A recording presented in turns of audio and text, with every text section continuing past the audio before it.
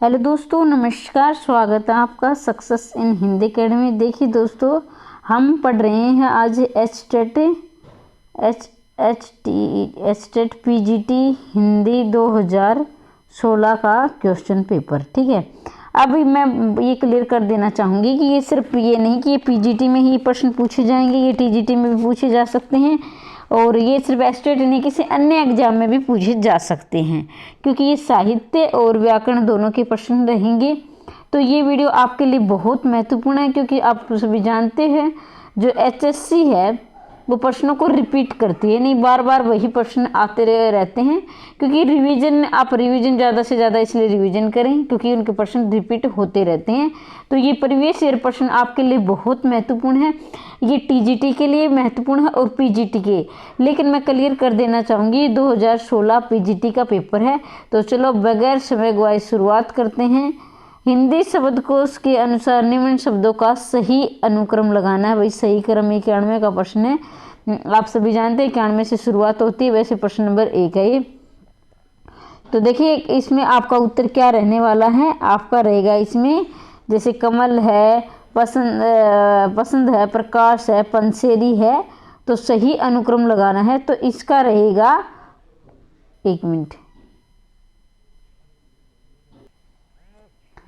तो इसका रहेगा ऑप्शन नंबर डी आपका उत्तर। अब आपके मन में ये पक्का सवाल होगा कि मैम कै वाला क्यों नहीं आया, क्योंकि पे जैसे देखा ना आपने कै चे टे ते पै, ठीक है, कचट, तो पै तो लास्ट में आता है लेकिन कै पहले है, फिर ये क्यों नहीं आया। तो ये भी मैं क्लियर कर देना चाहूँगी। देखो पंसेरी में ऊपर ये लगा है आपका बिंदु लगी, तो यहाँ देखिए अनुस्वार और ये अनुस्वार और विसर्ग वाले हैं, और जो चंद्र बिंदु वाले पहले आते हैं, उसके बाद इनकी वर्णों की शुरुआत होगी बाकी वर्णों की। ठीक है, तो ये आप ध्यान रखेंगे, इसलिए ये पहले आया है क्योंकि इसके ऊपर ये लगी है, बिंदी लगी है। ठीक है, अंग वाली बिंदी लगी है, इसलिए पहले, अगर ये बिंदी नहीं होती इसके ऊपर तो ये कै वाला पहले आए। तो ये आप ध्यान रखेंगे। वैसे आप शब्दकोश की प्रैक्टिस भी जरूर करें, लेकिन फिर भी मैं बता देती हूँ कि इसके ऊपर बिंदी लगने के कारण ये पहले, अगर ये बिंदी नहीं होती तो कै वाला पहले आता। ठीक है, तो ऑप्शन नंबर डी है। मिलन का मत नाम लो मैं विरह में चूर हूँ। तो देखो बच्चों, ये प्रश्न बार बार रिपीट होते हैं। ये जो कहावतें हैं होती हैं, उक्तियाँ होती हैं, कथन होते हैं जो लेखक और कवियों के, तो ये बार बार आते हैं। तो इसी तरह से आप प्रीवियस ईयर पेपर चाहते हैं तो चैनल को सब्सक्राइब कर दे, वीडियो को लाइक और शेयर कर दिया करो अपने ज़्यादा से ज़्यादा दोस्तों को, क्योंकि आपको निरंतर PYQ यानी प्रीवियस ईयर प्रश्न आपको निरंतर मिलते रहेंगे। तो ज़्यादा से ज़्यादा अभ्यास करें, वो बिल्कुल निःशुल्क। और आपको ये PDF चाहिए तो मैं टेलीग्राम पर शेयर कर दूंगी, टेलीग्राम पर और व्हाट्सएप लिंक पर भी आप जुड़ सकते हैं। व्हाट्सएप लिंक भी चैनल के अबाउट में जाओगे तो वहां आप जुड़ सकते हो, डाउनलोड कर सकते हो। ठीक है, तो देखें आप, मिलन का मत नाम लो मैं विरह में चूर, पंक्ति रचनाकार की महादेव वर्मा, मीराबाई, सहजोबाई, सुभद्रा कुमारी चौहान। तो इसका आपका उत्तर रहेगा option number A, Mahadev Verma. मिलन का मत नाम लो मैं विरह में चूर हूँ, इसकी जो लेखिका है महादेवी वर्मा है। जो पटु झटकाती हस्ती हस्ती न चावती नैन तो निपट उदारू पगुआ बने, पंक्ति में कौन सा अनुभाव है। भाई देखो ये कौन सा अनुभव, वाचिक अनुभव है, कायिक अनुभव है, मानसिक अनुभव है, सात्विक अनुभव है। तो 93 का आपका रहेगा बी, कायिक। देखो कायिक अनुभव कैसे है, ध्यान दीजिए। जैसे जो पटु झटकाती हस्ती हस्ती नचावती नैन तो निपट उदारू पगुआ बरे नैन। भाई देखो वो झटकाती, पटु मतलब कि जो पटु, यानी आप पटु दरवाजे को भी ले, एक पटु अस्त्र भी होता है, एक पटु दरवाजे, तो झटकते ऐसे जाते, हस्ती हस्ती नैन, हंसने में ये कहते हैं ना, आंखों से इशारे करते हैं, तो निपट उदारू पगुआ बने। तो ये ऐसे, इसमें क्या है, आंखों की, नहीं आंख क्या है, हमारे शरीर का एक अंग है, तो इसलिए इसमें कायिक बोला है, क्योंकि जो शरीर के द्वारा जो अनुभव किए जाते हैं, शरीर के द्वारा जो आचार विचार यानी जो इशारे किए जाते हैं, वो उसमें कायिक अनुभव होता है। ठीक है, तो इसलिए ये बी आया है। सूरदास के दृष्टकूट पद किस ग्रंथ में संकलित है। ये जितने भी प्रश्न है IMP लगा ले, बार बार पूछे जाते हैं। ये नहीं कि ये स्टेट में, बाकी और भी एग्जाम आप दोगे, ये मार्च का TGT PG वहाँ भी प्रश्न पूछे जाते हैं। तो ये बड़ी महत्वपूर्ण प्रश्न है, इनका ज़्यादा से ज़्यादा अभ्यास करें। सूरसागर, सुरसारावली, साहित्य लहरी सभी विकल्प गलत हैं, तो C इसका रहेगा। साहित्य लहरी में दृष्टकूट पदों का संकलन है। कविता की तीसरी आंख के रचनाकार है, एक मिनट, कविता की तीसरी आंख के रचनाकार हैं शेरजंग, मर्दुलगर, प्रभाकर श्रोत्रिय, सभी विकल्प गलत हैं। तो देखिए 95 का C रहेगा। कविता की तीसरी आंख है प्रभाकर क्षत्रिय, लगा लीजिए। निम्नलिखित में कौन सा शब्द तत्सम नहीं है। भाई तत्सम नहीं है पूछा गया, मैं बार बार बोलती हूँ कि है नहीं है। सबसे पहले उसे अंडरलाइन करोगे ताकि आपको ये अंदाजा उसके प्रश्न में पूछा क्या गया है। तो आपको ये तो 50% आपका प्रश्न वहीं से ही हो जाता है, क्योंकि घर आकर आप देखते हो नहीं पूछा गया था, मैंने तो इसको है पूछ पढ़ लिया। तो ऐसे आप बहुत से प्रश्न गलत करते हो, तो इस बात का ध्यान रखें, अंडरलाइन करें कि पूछा क्या गया है। तो इसका रहेगा आपका A अमीय। अमीय क्या है, तत्सम शब्द नहीं है। अमीय देखो, अमीय का तत्सम क्या होगा, अमृत। अमीय का तत्सम होगा अमृत। जहाँ पर भी री आ जाता है, री जहाँ पर भी ध्यान नोट कर सकते हैं, जहाँ पर भी री आता है संयुक्त वर्ण आते, जैसे अक्षत्रिय, अज्ञेश्रय, तो ये 100% क्या होता है, तत्सम ही होता है। तो अमृत में री आया है, तो ये 100% तत्सम शब्द है। बाकी क्या है, तद्भव है, तो इसका A रहेगा। आगे बढ़ते हैं। उस मात्रिक समछंद का नाम बताइए जिसके पहले चरण में 28 नहीं, प्रत्येक चरण में 28 मात्रा होती है, 16 और 12 पर यति होती है, और अंत में लघु और गुरु होता है।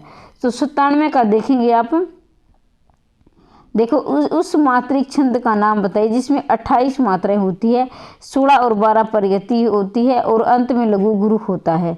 तो 97 का ये देखो भाई, यहाँ जो है ये प्रश्न अधूरा दिया गया है, ये पूरा नहीं है, एक पूरी परिभाषा नहीं करते, तो इसको आप छोड़ सकते हो। वैसे तो देखो हरिगीता होता है, लेकिन ये होता है ना अंत में लघु गुरु, ये कट गया। तो ये देखे 28 मात्राएं, तो ये प्रश्न अधूरा है। आयोग ने इसे मतलब HSC ने क्या है, इसे इसके मार्क्स सभी को मिले थे, ठीक है। वैसे आप इस पर और ज़्यादा सर्च कर सकते हो। निम्नलिखित से कौन सा शब्द मिट्टी का पर्यायवाची नहीं है। तो देखिए रेणु, मृतिका, रेंज, उपाकार, तो मिट्टी का पर्यायवाची नहीं है, D है उपाकार। रेंज भी मिट्टी है, रेणु भी मिट्टी है, मृतिका भी मिट्टी, उपाकार क्या है, मिट्टी का पर्यायवाची नहीं है। तो देखो भाई, क्लास निरंतर चाहते हैं तो चैनल को सब्सक्राइब कर ले। अब आपको NCERT करवानी है या PY की करो, अपने अपने कमेंट जरूर लिखिए। क्लास आप देख लेते हो लेकिन रिप्लाई नहीं देते हो, आपको क्लास कैसी लगी। बटलोलट द्वारा प्रतिपादित मत कौन सा है। बटलोलट द्वारा प्रतिपादित मत कौन सा है। उत्पत्ति, अभिव्यक्तिवाद, भोगवाद, अनुमतिवाद। तो इसका आपका उत्तर रहेगा बटलोलट उत्पत्तिवाद है, ठीक है, इसका उत्तर उत्पत्तिवाद है। रमत, राधिका, संग, रास, रंग, रुधिर में ये किस छंद की पंक्ति है। बैरवे की है, रोला की है, हरिकीतिका की, कुंडलिया की है। तो ये रहेगी आपकी रोला की ये पंक्ति हैं, आप इन्हें मात्रा गिन सकते हैं। डॉक्टर नामवर सिंह किस पुस्तक दूसरी परंपरा की खोज पर केंद्रित है। डॉक्टर नामवर सिंह की पुस्तक है दूसरी परंपरा की खोज किस पर केंद्रित है। हजारी प्रसाद द्विवेदी पर केंद्रित है, जयशंकर प्रसाद है, जगदीश गुप्त है, प्रेमचंद है। तो 101 का आपका उत्तर रहेगा हजारी प्रसाद। पहली बात तो यहाँ 2 प्रकार के प्रश्न बनेंगे, ठीक है। तो पहले आप ध्यान रखेंगे दूसरी परंपरा की खोज किसकी पुस्तक है, तो ये नामवर सिंह की है। अब किस पर केंद्रित है, यह हजारी प्रसाद द्विवेदी पर केंद्रित है। तो याद रखेंगे दूसरी परंपरा की खोज नामवर सिंह की पुस्तक है, और ये डॉक्टर राजेंद्र प्रसाद पर आधारित है, ठीक है, केंद्रित है। कि कर्तव्य मूढ़ शब्द का सही अर्थ क्या है। जिसे अपने कर्तव्य का बोध न हो, जिसे ये न सूझ पड़ेगी अब क्या करना चाहिए, जो कर्तव्य के प्रति सचेत हो, जो कर्तव्य से विमुक्त हो। तो 102 का आपका उत्तर रहेगा B। जिसे ये न सूझ पड़ेगी अब क्या कर, भाई मतलब कि वो एकदम से बोलते हैं असमंजस की स्थिति में, जिसमें समझ में नहीं आता भाई अब क्या करना चाहिए, निर्णय लेने में मतलब बहुत देर करने वाला, उसे की करते हुए मूड बोलते हैं। जिसे ये न सूझ पड़ेगी अब फिलहाल क्या करना है। 103 में किस विकल्प में सभी शब्द शुद्ध है। सभी शुद्ध देखने, सभी देखने मतलब सभी होने मतलब सारे के सारे। तो 103 देखें आपके, दर्प है, महत्व गलत हो गया भाई, महिमा, लब्ध प्रतिष्ठित सन्यासी, लघुत्तर दुरावस्था, दुरावस्था ये गलत हो गया। श्रृंगार में श्रृंगार ही गलत हो गया। पुनरावलोकन, आशीर्वाद, तो जिजीविषा चतुष्ट सौजन्य, तो इसमें 103 का आपका रहेगा डी। इसमें सारे ठीक है, बाकी ये गलत दिए गए हैं। ठीक है। समास शब्द का विलोम क्या है? संधि है, विग्रह है, कृष्ण है, व्यास। समास का बार बार पूछा जाता है, याद रखेंगे। समास का व्यास, संधि का मेल भी हो सकता है, विच्छेद भी हो जाता है, विग्रह भी होता है। तो ये आपके क्या है, ऑप्शन पर डिपेंड करता है। ठीक है, तो ये याद रखेंगे। संधि का विच्छेद हो जाता है, समास का व्यास। स्त्री का पर्यायवाची शब्द नहीं है, स्त्री का पर्यायवाची शब्द नहीं है। तरुणी, लमदा, ललाम, ललना, 105 का आपका उत्तर रहेगा सी। स्त्री का पर्यायवाची शब्द नहीं है, मतलब ललाम नहीं है। अगर ललना होता तो आ जाता, ललाम नहीं है। तरुणी, प्रमदा, ललना ये सारे किसके हैं? स्त्री के पर्यायवाची। ये भी आप याद रखें। हो सकता है कि ये ना है इसके, ये और बाकी ऑप्शन वाले आ सकते हैं, तो ध्यान रखेंगे। चितवन की छाक किस निबंधकार का निबंध संकलन है? विद्यानिवास मिश्र का, कुबेरनाथ राय का, जैनेन्द्र कुमार का, अज्ञे का। तो 106 का रहेगा विद्यानिवास मिश्र का। बार बार पूछा गया, याद रखेंगे। चितवन की छाक किस निबंधकार का निबंध संकलन है? विद्यानिवास मिश्र का। निम्नलिखित कौन सा एक उपन्यास जैनेन्द्र द्वारा रचित है? सेवा सदन, सेवा सदन तो नहीं है भाई। सेवा सदन किसका है? प्रेमचंद का है। एकता नैमिषारण्य ये भी नहीं है। परख है, पुनर्वा है। तो इसका 107 का आपका उत्तर रहेगा ऑप्शन नंबर सी, परख है जैनेन्द्र का। पुनर्वा किसका है? हजारी प्रसाद द्विवेदी का। पुनर्वा हजारी प्रसाद द्विवेदी का। सेवा सदन प्रेमचंद का है, तो ये भी आप याद रखेंगे। निम्न में से कौन सा विद्वान पृथ्वीराज रासो को अर्ध प्रमाणिक रचना मानता है? भाई देखो, पृथ्वीराज रासो की मैंने प्रमाणिक है, अर्ध प्रमाणिक है, अप्रमाणिक है, तो ये सारे मैंने वीडियो ट्रिक के द्वारा करवा रखे। आप सक्सेस इन हिंदी अकेडमी पर सर्च करोगे, यानी यूट्यूब पर आप सक्सेस इन हिंदी अकेडमी, तो वो आपके सामने वो वीडियो आ जाएगी। तो इसे एक प्रश्न आता ही आता, याद रखेंगे। Acharya Ramchandra Shukla, doctor Hazari Prasad Dwivedi, colonel Tod, doctor Buhler. तो 108 का रहेगा आपका बी, अर्ध प्रमाणिक भी है। हजारी प्रसाद द्विवेदी ने कहा कि पृथ्वीराज रासो अर्ध प्रमाणिक है, मतलब आधि प्रमाणिक, आधिक नहीं है। आप देखो, ट्रिक बताती हूँ आपको, वैसे मैंने करवा रखी, ट्रिक के द्वारा आप देखेंगे। अब हजारों लोग होंगे, हजारों लोगों का एक मत तो होगा नहीं, कोई कहेगा है, कोई नहीं कहेगा नहीं है। तो अब को मिला दिया जाए, चलो भी अर्ध प्रमाणिक मान लेते हैं। ठीक है, वैसे इस ट्रिक का कोई से लेना देना नहीं है, लेकिन वो कहते हैं याद करने का तरीका है एक तरह से, कि हजारों लोग होंगे तो ये किसी सबकी एक राय तो होती नहीं, किसी की अपनी राय होती है, किसी की अलग राय होती है।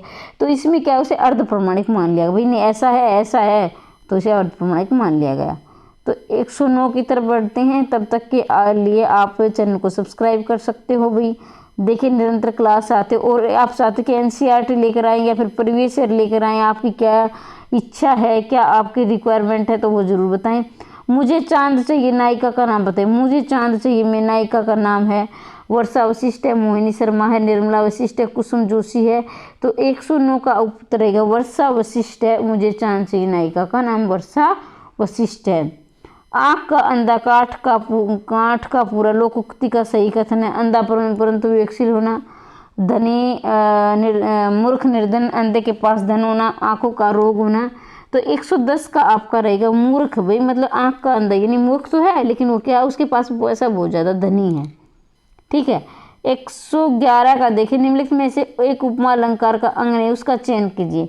मतलब 3 तो उपमा अलंकार के अंग है, एक नहीं है, उसका आपको चयन करना है। तो देखेंगे, उपमेय है, उपमान है, समान धर्म है, सामान्य धर्म, समान धर्म आएगा इसमें। चलो ठीक है, समान जो दे दे। विभाव है, तो इसमें आपका ये डी नहीं रहेगा। ये क्या होते हैं, ये रस्में होते हैं, अलंकार में नहीं होते। उपमा, वाचक धर्म, इसमें एक वाचिक धर्म या वाचक धर्म भी बोलते, वो भी होता है। ठीक है, ये बाकी क्या है, उपमान के अंग है, लेकिन विभाव इसमें नहीं है। डी इसका उत्तर हो जाएगा।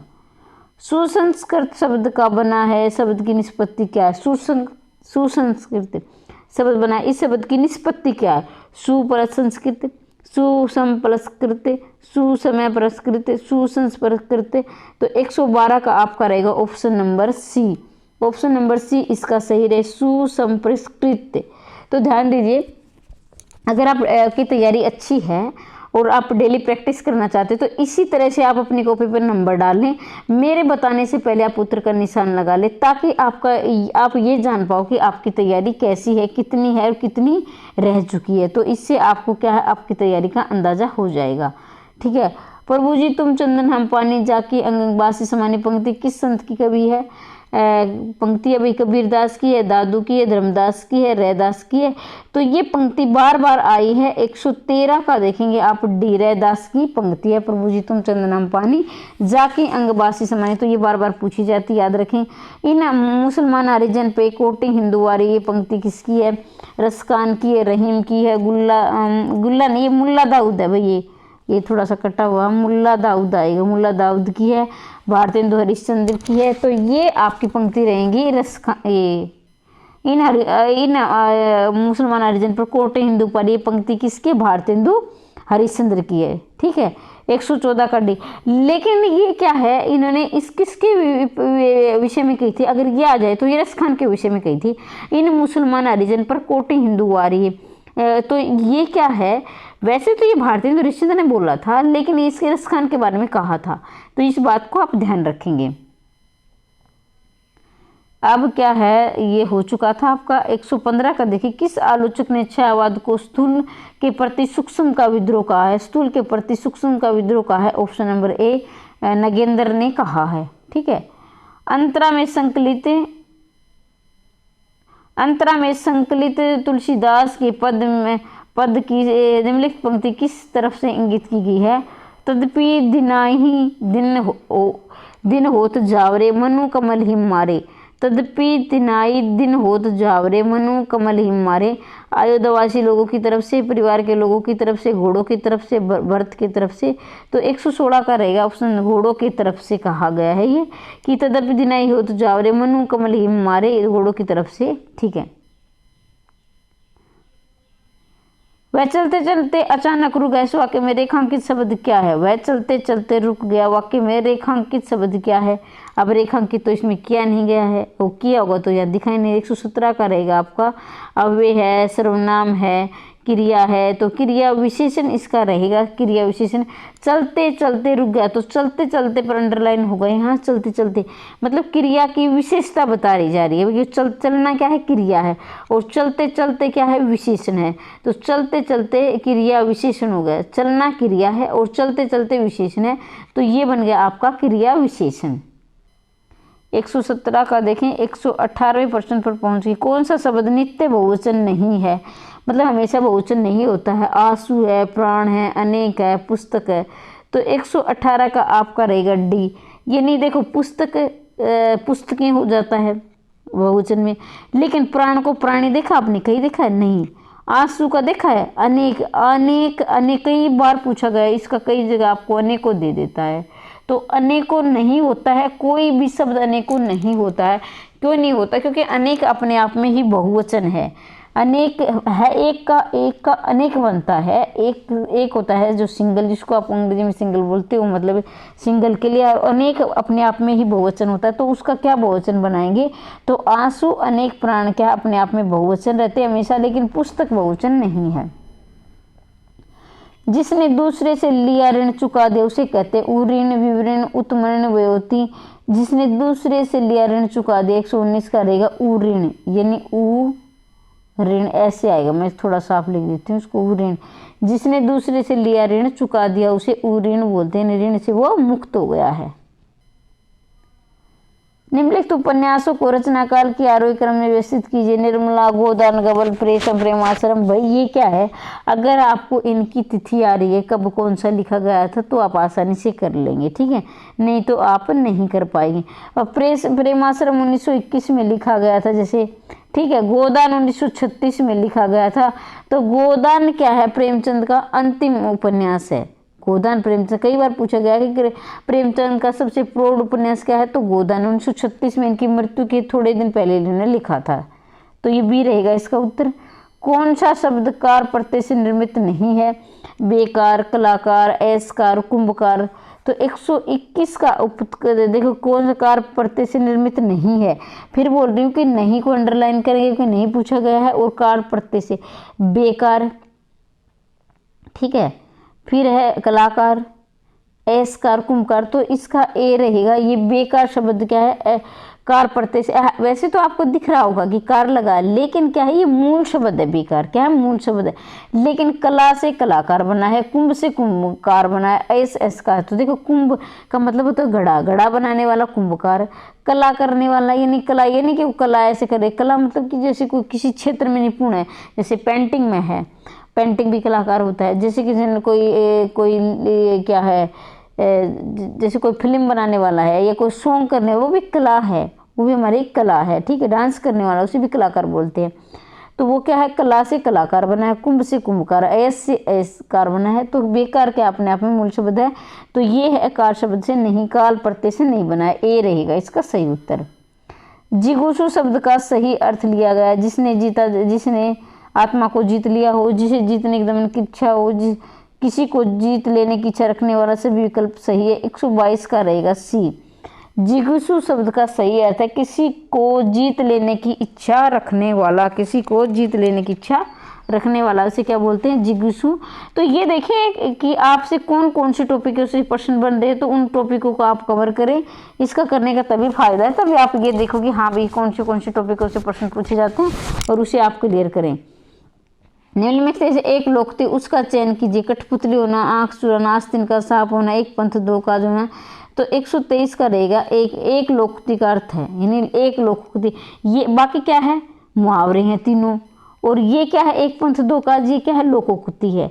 तो देखिए 99% ऐसा होता है, हर बार तो ऐसा नहीं होता है, आप ध्यान रखें। कई बार बताओ कि अपवाद आ जाए, आपको नहीं मैडम ने बताया कि जिस भी शब्द के पीछे ना लगता है तो 99% में 1% छोड़ रही हूँ, वो क्या है, अपवाद होते हैं। बाकी के ना लगता है वहाँ क्या होता है, मुहावरा होता है, ना लगना, और ना नहीं होता है वाक्य के पीछे, तो वो क्या होती है, लोकोक्ति। लेकिन मैं बोलती हूँ 99%, 1% अपवाद भी हो सकते हैं। तो एक पंथ दो काज क्या है, लोकोक्ति है, बाकी सारे क्या है, मुहावरे हैं। हंस पत्रिका संपादक राजेंद्र यादव, पत्रिका प्रकाशन कहाँ से हुआ है, हंस। तो हंस पहले क्या पत्रिका है, और ये किसके हंस की पत्रिका के संपादन कौन है, राजेंद्र यादव है। और ये कहाँ से प्रकाशित होती थी, मुंबई से, बनारस से, दिल्ली से, जयपुर से। तो 124 का रहेगा सी। अब ये दिल्ली से प्रकाशित होती है। पहले क्या है, हंस पत्रिका के संपादक कौन थे, हंस से फिर प्रेमचंद भी इसके संपादक रहे हैं। और अब क्या है, लास्ट में राजेंद्र यादव रहे, और अब ये दिल्ली से प्रकाशित होती है। तो ये आप ध्यान रखेंगे। पहाड़ का पर्यायवाची शब्द नहीं है, अब सवाल है, भूदर है, सवाल है, नग है, तो पहाड़ का नहीं पूछा गया है। ऑप्शन नंबर सी है सैवाल। सैवाल देखे होंगे आपने, पानी के ऊपर एक काई सी हो जाती है, सैवाल जिसे काई बोलते हैं ना, जो हरी हरी होती है घास टाइप की, तो उसे सैवाल बोलते हैं। बाकी भूदर है, नग है, पर्वतीय पहाड़ के पर्यायवाची हैं। रामचंद्र शुक्ल के अनुसार भक्ति की भावना का मूल स्रोत भारत के किस भाग से है। ये प्रश्न भी आप IMP लगाएं, बार बार पूछा जाता है और पूछा आगे भी जाता रहेगा, ये प्रश्न बार बार आता है, तो इसे आप ध्यान रखेंगे। उत्तर भारत, दक्षिण भारत, महाराष्ट्र, पश्चिमोत्तर भारत। 126 का रहेगा बी। रामचंद्र के शुक्ल के अनुसार कहा गया कि जो भक्ति का मूल स्रोत है वो दक्षिण भारत है, यानी दक्षिण भारत से भक्ति की शुरुआत हुई है। प्रश्न का मतलब ये है। कौन सा लेखक छायावादी आलोचक नहीं माना जाता है, माफ कीजिए, कौन सा लेखक छायावादी आलोचक माना जाता है। नामवर सिंह, नंदुलारी वाजपेयी, इंद्रनाथ मदान, रामविलास शर्मा। 127 का रहेगा आपका बी। नंदुलारे वाजपेयी को छायावाद का आलोचक माना जाता है। ये छायावादी आलोचक कौन है, नंदुलारे वाजपेयी। अब 128 की तरफ बढ़े। देखो भाई क्लास कैसी लगी, मैं बार बताती हूँ, बार बार की बताओ, आप बताते नहीं हो। क्लास देख करके कैसी लग रही है आपको, निरंतर क्लास चाहते हो तो चैनल को सब्सक्राइब कर सकते हो।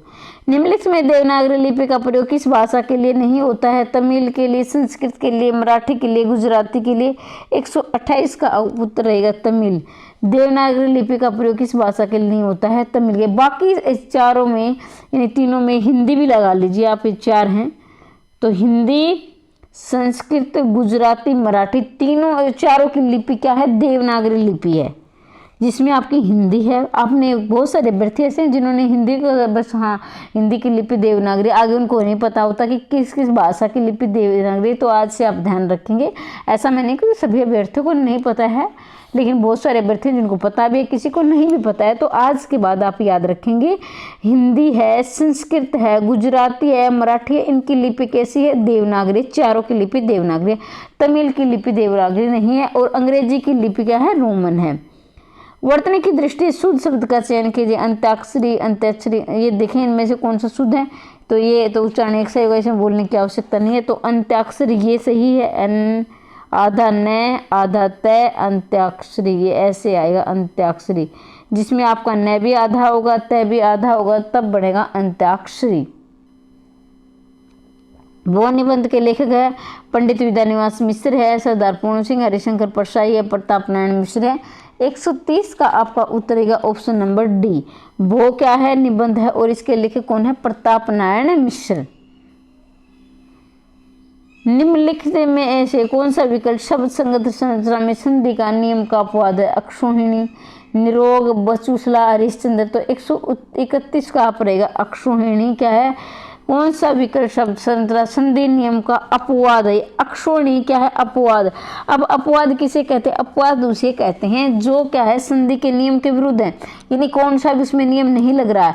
अब यहाँ ध्यान दे देंगे, अक्षोहिणी अगर देखने में तो लग रहा है वर्धी संधि है, ठीक है, लेकिन जब हम टुकड़े इसके करते हैं तो ये गुण संधि की तरह टुकड़े होते हैं। इसके टुकड़े करोगे तो गुण संधि की तरह होंगे, लेकिन ये मूल शब्द अक्षोहिणी किसका है? वर्धी का है। अब मैं तोड़ के देख लो,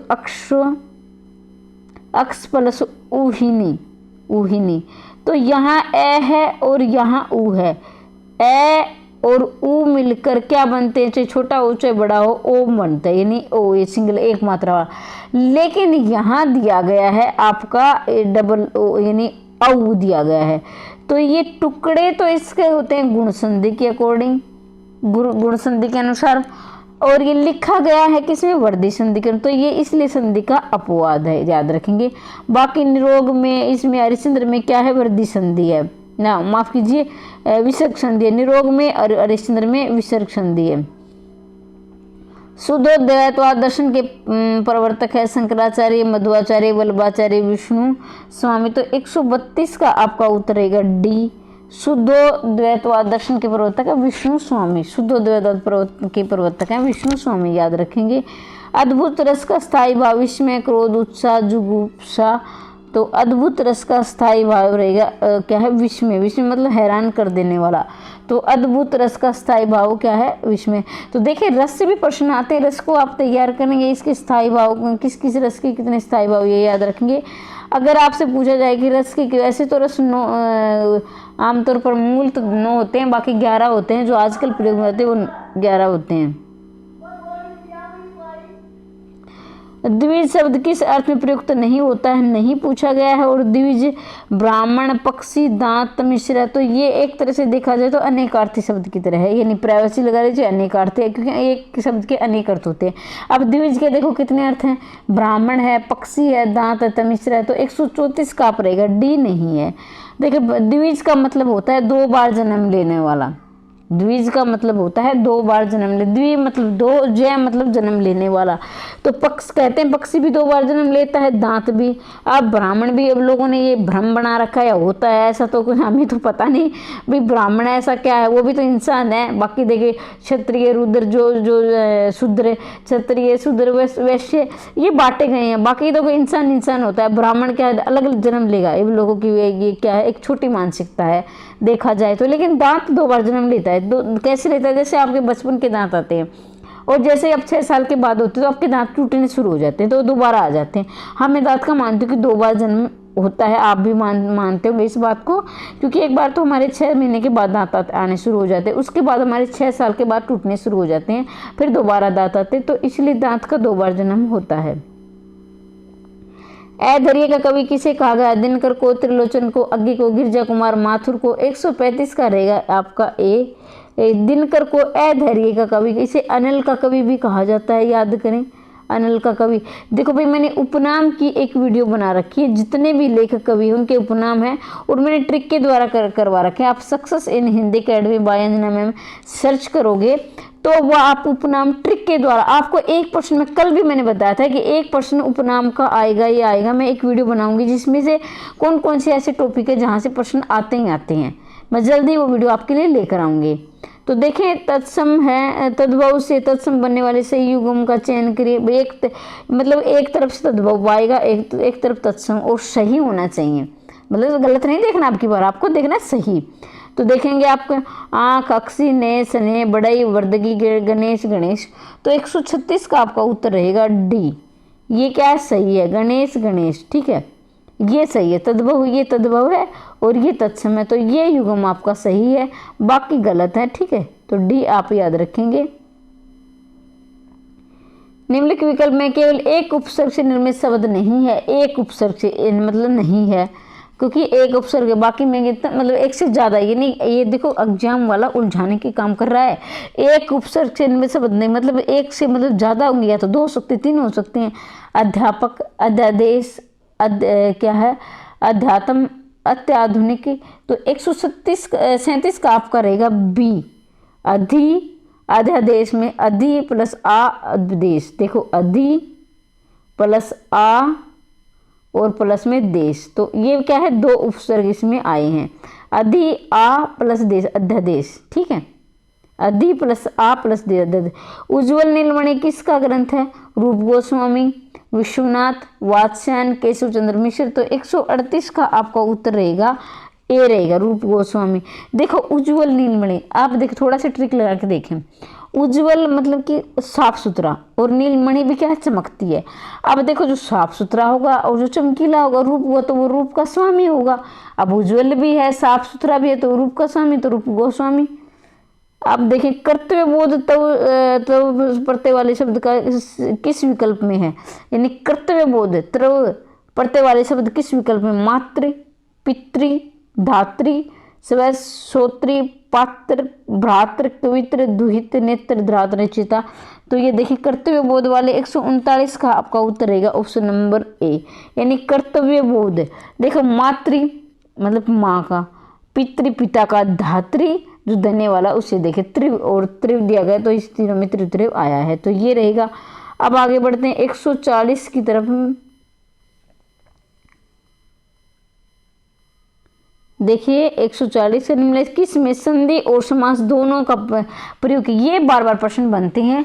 और राजस्थान की जो परीक्षा होती हैं तो वहाँ तो ज़्यादातर ये प्रश्न देते ही देते हैं, जिसमें क्या है, इसमें क्या होता है कि इसमें अभ्यर्थी का ये ज्ञान जांचा जाता है कि उसे समास का भी ज्ञान होना चाहिए और उसे संधि का भी ज्ञान होना चाहिए।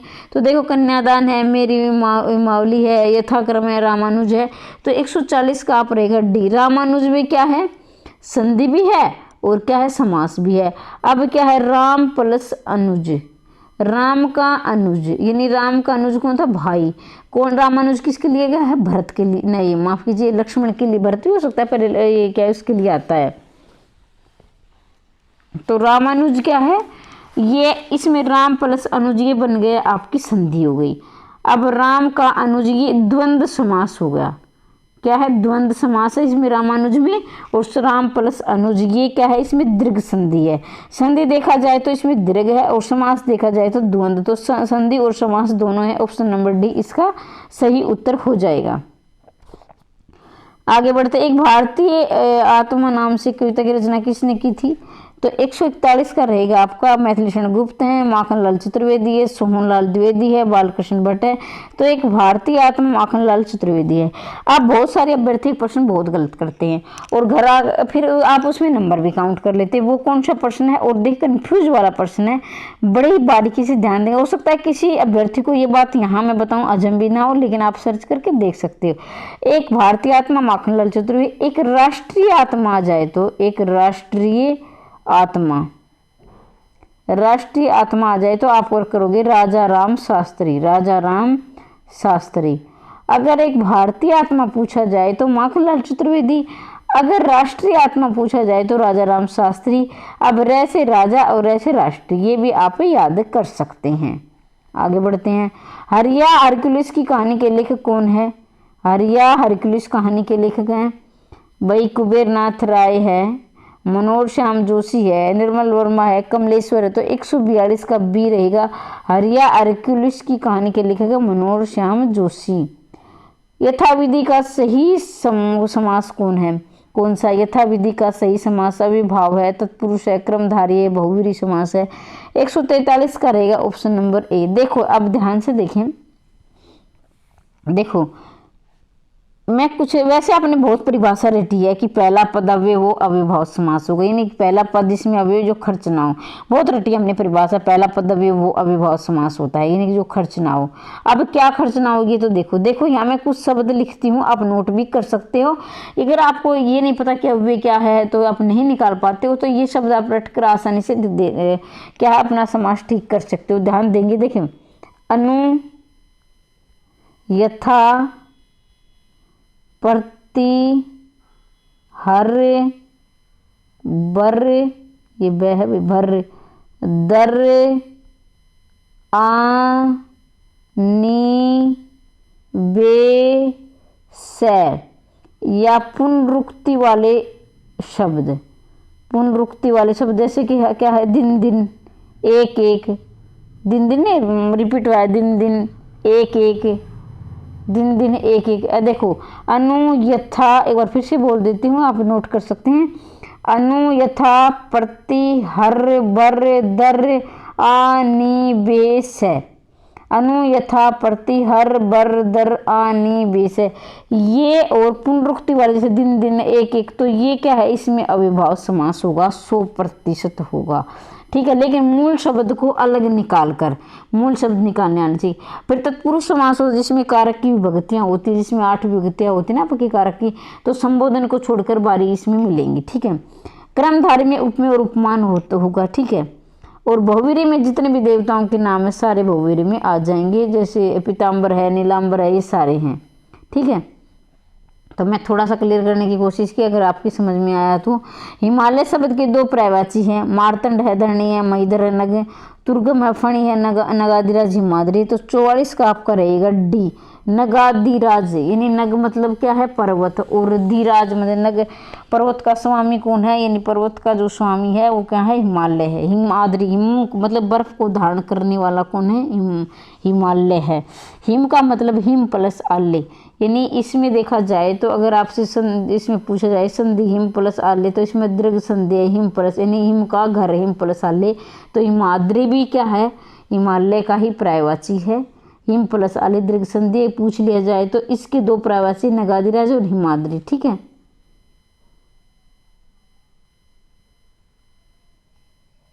ठीक है, देखिए भाई हमारे यहाँ पर हम थोड़ा सा हो जाता है कि वह ध्यान रखिए, थोड़ा सा धैर्य बनाए रखिए। अब आगे बढ़ते हैं, यहाँ देखेंगे आप सुमिलित करना है।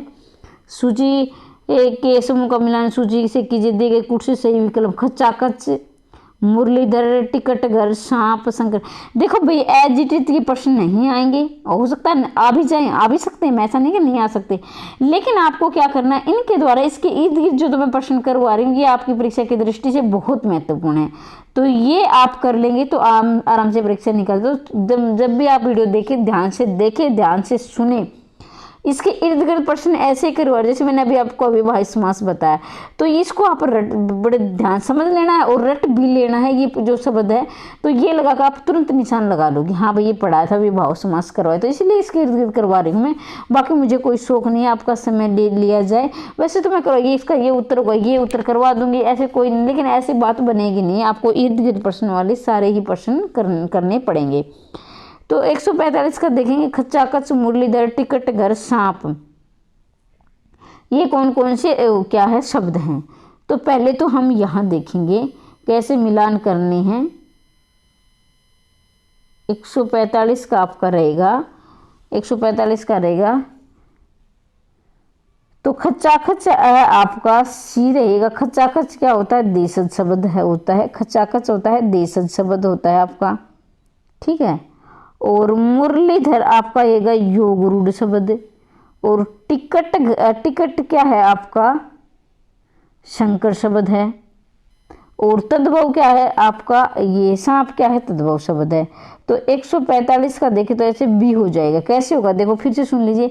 खचाखच देशज शब्द है। खचाखच क्या है, देशज, यानी देशज जो देश में उत्पन्न हो, वो हमारे ही देश में, हमारे जो देहात में उत्पन्न होते हैं वो शब्द है। जैसे खचाखच वैसे देखा जाए तो हिंदी में इसका कोई शब्द मतलब अर्थ नहीं है। अगर निकाला जाए एक देहाती अर्थ से तो खचाखच मतलब बिल्कुल ज़्यादा भरा हुआ, ढूस ढूस के भरते हैं ना, जैसे वो ठूस ठूस के भरते वो वाला।